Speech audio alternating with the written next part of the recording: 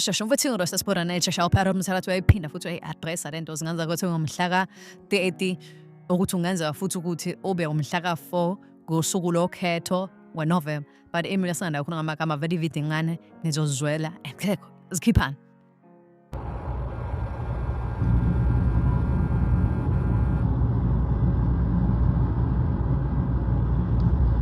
Sanibona weingane zakwethu ngethemba ukuthi niyaphila bafowethu siyabonga South Africa siyabonga South Africa siyabonga ngakho konke South Africa asazi singabonga sithini sicela ukuthi siqhubeke nibalaye laba bathanda ukukhanda confusion yabona bonke laba bazama unxova imiqondo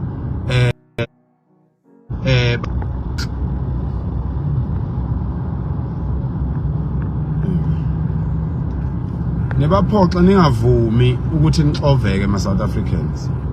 ngomhla ka-30 kule nyanga ngomhla ka-30 June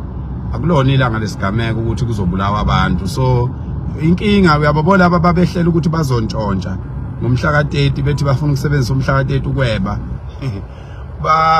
baphoxekile yibo ke labo babona make sakhuluma into ubone sebeyiphendukezela sebelwa bethi hayi usehlehlisile usethe umhla ka-4 sinezitepe eziyishumi thina 10 lamagxathu alandela umhla ka-30 sineshumi lamagxathu sinamagxathu azafika ku-2029 ngezwe lethu izwe ngeke izwe ulungise ngesikhathi esincane so uma ngabe sithi uma umhla ka-30 wedlula uhulumeni engayilaleli inkinga yethu siyoba nezinye inhlelo akusho lokho ukuthi sesihlehlisile so kufanele ngoba badlala ukuhlakanipha kodwa ke nakho ke ngifuna ukusho bafowethu siyacela kusukela manje ngiyacela mina ngokuphakela umthakathi kusukela manje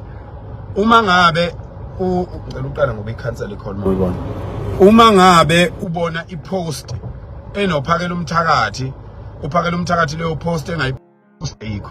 fana nalento yaseJozini nje ngizwile kuthiwa kunemashi eJozini kodwa manje sengifonelwa ngabantu abaningi